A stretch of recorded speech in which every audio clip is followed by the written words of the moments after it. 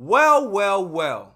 Black Monday has come early for my Carolina Panthers yet again for the second season in a row, as we have now elected to fire head coach Frank Reich. So in this video, we're going to discuss what that means for the team moving forward, what coaches have been elevated, what coaches are out of the door with Frank Reich, and we are going to get into all of that stuff right after this. I'm from the foe, you dig? Welcome to The Way I See It with Jamario Rashad. This is a Carolina Panthers fan channel. Please do me a favor by hitting the like button, and please make sure you subscribe as I am on my road to 3K. Trying to make sure my channel continues to grow as we rejoice on this glorious day as Frank Reich's been fired today. Now that that's out of the way, let's go ahead and get to the rest of the video. Now, if you have not heard the news, or you did not or you were not online as this was all breaking down throughout the earlier portion of the day, it was the news was broken about maybe a little bit before 1 o'clock today that head coach Frank Reich of the Carolina Panthers is now relieved of his duties and will no longer be the head man in Carolina. This news was brought to us by way of Ian Rappaport of the NFL Network, a NFL analyst, one of the most notable NFL analysts. So what did Rap Sheet have to say for us? So he said the Carolina Panthers have fired Frank Reich, sources say, moving on before his first season is even over. Special teams coordinator Chris Tabor is now interim head coach and addressing the team now. Jim Caldwell moves to a special advisor working with the offense. He later on went to tweet the decision to move on from Panthers QB coach Josh McCown and running backs coach Deuce Staley, who was also the assistant head coach, were made by interim coach Chris Tabor and offensive assistant Jim Caldwell, sources say. So what do we get out of this? What we learned immediately was the fact that when David Tepper elected to fire Frank Reich, he did not put Ejiro Evero, who had interviewed for this job prior to the season, in that position. He did not put Jim Caldwell, the person with the most experience in the building, in that position. He chose to go with the special teams coordinator, and I could say that's not necessarily the worst move, but I do have my reaction as to why I think that may be, and we are going to get into that a little bit later on in the video, man. But now I just want to provide you all with my reactions to this entire thing. It all came down the pipe pretty fast throughout the earlier portions of the day. I could barely even focus on any work after seeing this. I wanted to get behind this computer immediately, but unfortunately I just couldn't. So what exactly does this mean for the team moving forward? I don't think that this is going to turn into some type of miraculous turnaround where we just rattle off 4 or 5 wins in a row. I don't want to just sell you all a dream as if this huge overhaul of the coaching staff is just going to make such an immediate impact that we are going to salvage somewhat of the season. No, this season is over. So at this point, we are going to continue to have to either prioritize the development of Bryce Young and protect him at all costs, or go ahead and just take him off the field for the rest of the year, save him any potential injury risk, and just live to play another offseason, and just hopefully we can come back better with a better coaching staff next season. But for this season, things are over. So although there's going to be a morale boost in the fan base, I don't think that firing the head coach halfway through a rookie QB season is going to be something that lifts the spirit of a locker room, unless those guys were against Reich as well. But as of right now, there was no evidence to indicate to that whatsoever. So with Frank Reich leaving, that leaves Thomas Brown to be elevated to call the plays. Deuce Staley, who was serving as the running back coach as well as the assistant head coach, was not fired by David Tepper, but was fired by the interim coach, which is something that's like wild, man.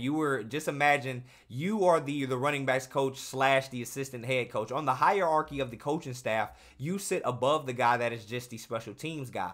Over the course of 24 hours, that guy has been elevated above you on the totem pole, and now he says, you know what, I am going to fire you, man. That is crazy. It is cutthroat out here, man. shout out to Deuce, man. I hope I know for a fact he's going to find employment somewhere else, man. He's one of the better guys in the game. But one of the reasons why I believe we have to unfortunately say goodbye to Deuce Staley is the fact that the running back rotation that we elected to run with this year is just completely subpar compared to what we were able to put out on the field last year. And that's mostly because of the guy that we have that we elected to pay in the offseason, that being Miles Sanders, has just not been able to carry the load the way that we assumed that he would, or the way that Frank Reich, Scott Fitterer, and Deuce Staley assumed that he would. And now we're stuck with paying the highest running back contract over the offseason before Jonathan Taylor got paid recently for a guy that doesn't even start anymore. And the only reason that Miles Sanders is currently in Carolina, this is well documented by Deuce Staley, by Miles Sanders in multiple interviews, most notably in his Rich Eisen interview when it asked the question, why is he in Carolina? He said he's there because of Deuce Staley. So now Deuce Staley is out and we're stuck with Miles Sanders and his bad contract. So that not everything that happened today was completely positive. I think there is some nuance to these moves, to this movement, that I think, man, not everything's just going to be hunky-dory. Not everything's, hip hip hooray, man. It's not all like that. But with Frank Reich being out the door, I could 1,000% agree that was totally the right move.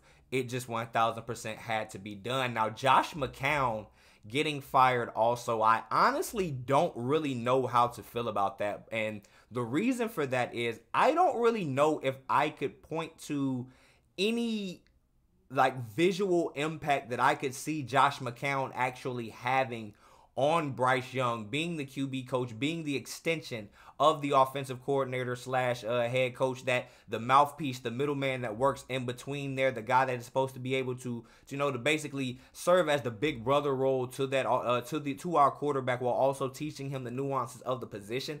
I don't necessarily know if Josh McCown was actually doing that to the best of his abilities. I don't really know what evidence can be seen of that, so I don't really have too much to say about his firing. But hey, it comes with the territory, man. So those are the things that Chris Tabor, as well as Jim Caldwell, who moves into a even more hands-on position than the senior offensive assistant role that he had formerly been holding down. He now gets a new hat, and he now serves a higher purpose, man. So Frank Reich being out the door, Deuce Staley being gone with him, Josh McCown being gone with him, that pretty much just says we're going to throw this entire offensive philosophy out of the window. What Frank Reich brought in and what he was trying to accomplish, at this point, I believe it was fair for David Tepper to just say, even if what you are trying to do does come to fruition, I don't think that this would be good enough. What you were trying to do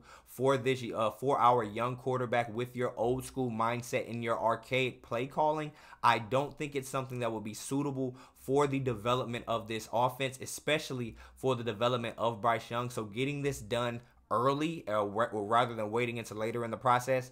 Hey, man, I talk a lot of stuff about Tep, man, but hey, he stand on business when he tired of it, man, and I have to respect that. Tep ass is a problem too, but hey, if I was an owner, I can't sit up here and lie to y'all and say I wouldn't be making knee-jerk decisions also too. I paid $2.5 billion.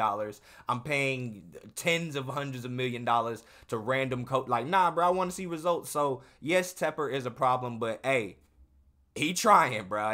He's just fucking up. It just is what it is, man. But officially, I just have to say thank the football gods for allowing this to happen. Matt Rule was just a cancer for this team for the better part of 2.5 years, and for Frank Reich to be hired over Steve Wilks, who was just undoubtedly should have been the selection last year after D'Amico Ryans didn't want to interview with us, after Ben Johnson said that he was going back to Detroit. There was no reason under the sun for Steve Wilks, the guy that had the most winningest coach in David Tepper's tenure so far, that brought back the culture, that brought back the fan interest. There was no reason why he elected to go out there and let that man walk, to hire somebody that had been fired not even halfway into the season prior to that. That was just absolute bullshit. And what we got this year was just the residue of that bad decision. So I'm glad to say that we can now move past this, and hopefully we can clean this up in the offseason when hopefully one other man that I'm going to get to later on in this video, or a little bit later on, will also be gone. Fingers crossed, man. But why would we choose Chris Tabor to be the person that takes over this role? Now, the first thing that I would that comes to mind is more than likely, or most likely, that he's just the longest tenured coach that is still around at this point. He knows the Panthers organization through and through better than anybody else that is currently in the building, but also something that is a little probably less appreciated from the standpoint of hiring Chris Tabor is, with him coming from the special team side of the ball, that means that early in pretty much any of the guys that the Carolina Panthers have developed over the last couple of years that are still on the roster probably started their career working in a unit with Chris Tabor, that being all the way down to Brian Burns, who played gunner just like Amari Barno does right now as a big, fast defensive end linebacker, however you want to categorize it. All of the guys that are impact players for this team right now, at some point in time during the earlier portion of their career, had hands-on experience working with Chris Tabor on the special team side of the ball. So he is most familiar, like relatively familiar comparatively so to any of the other coaches that are still around. He's most familiar with the guys that are still in the building. So that just leads for, his voice to matter more than these other guys that are just getting to Carolina now, that most of the locker room are still getting accustomed to. They haven't even known for a full calendar year. Those things and those issues don't come along with Chris Tabor. So I can see why that decision was made, if that was something that was thought about. So I don't necessarily disagree. With that decision. Now, I know a lot of people are going to ask, now, why in the hell would you not just elevate Ejiro Evero to be the interim coach in this situation? He has undoubtedly been the best coach. He has undoubtedly been the most consistent. His unit has been the one that has been hit hit hardest by injuries, but his unit is the one that has been the most consistent. Why wouldn't David Tepper just hire Ejiro Evero to that role? Well, I have a few reasons. Not saying that any of these are the definitive reason, but let's just putting myself in Ejiro Evero's shoes now. I know pride can kill a lot of things. I know pride can be the downfall of a lot of great things, but just being somebody that interviewed for this position prior to the season, and you chose or elected not to hire me for this role when I gave you my all, when it's on record that they went through an entire 12-hour interview process trying to get this along.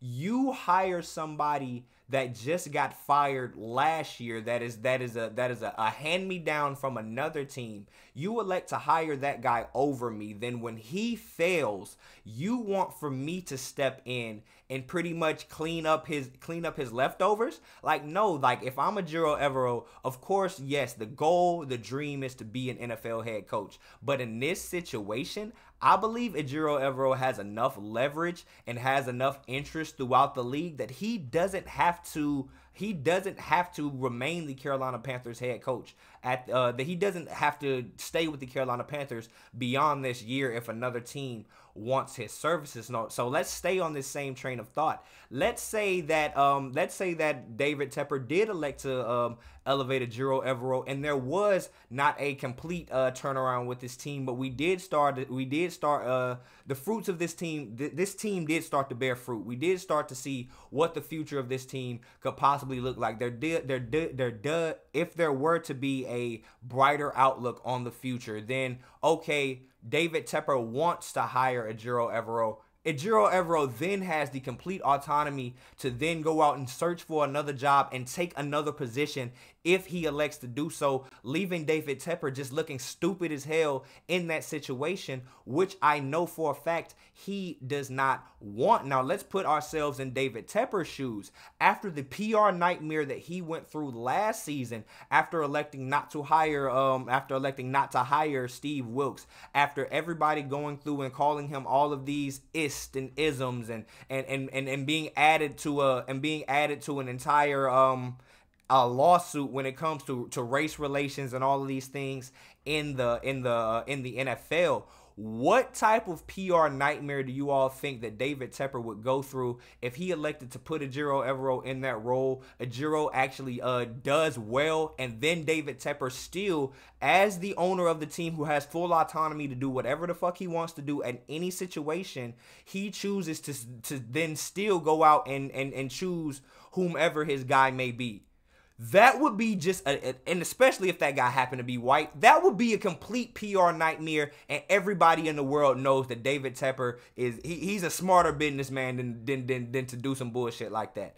That's another reason why I believe that Thomas Brown was not fired along with Frank Reich and the rest of these guys. With all of these things and all of these labels that have been thrown in the face of David Tepper over the last year, the last thing that he wants to do is be associated with that same thing just one season later. Now, if it's one thing that David Tepper has made very, very clear, is that he is very aware and keeps his ear to the ground about what the fan base and what the community thinks about the team and what is going on with the team. Recently, one of the most talked about things that happened was the fact that Frank Reich elected to take the play calling duties back from Thomas Brown. Now, in the press conference where he elected to make that announcement and tell the world that he was going to do that, one of the questions that he was asked is, or along the lines of, how does he feel this move, or what impact does he think this move will have on Thomas Brown's career? Do you think that this will do you think that this will play to the detriment of Thomas Brown's future in any way, shape, and form?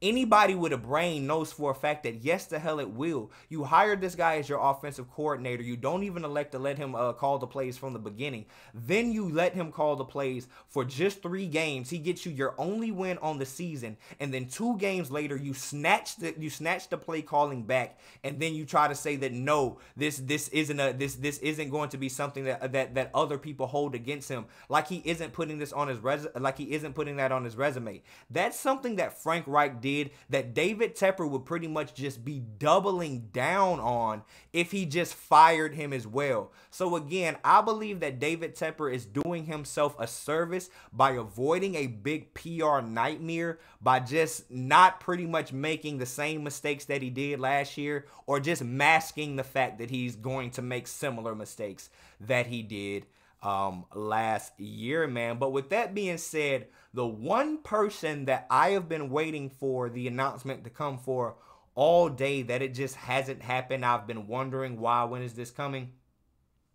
I assume it's just going to happen at the end of the season, but Scott Fitterer, he has to go next, right? He has made it through 2 coaching regimes. He has yet to draft a single Pro Bowler in his tenure with the Carolina Panthers, and I think he accidentally found Sam Franklin, who made it as a special teams player, so I do not give him any credit for that because he didn't draft him. Sam Franklin was undrafted. So at this point, Fitty traded away our #1 wide receiver, the only weapon that this team had to move up to get Bryce Young, when all the conversation that has ever had around that decision was that it was Bryce Young, that it was going to be DJ Moore or Brian Burns. Well, I was there for the reporting. I remember it in real time, and there were more than just 2 possible names in that situation. It was DJ Moore, Brian Burns, or Derek Brown. As much as I love Derek Brown,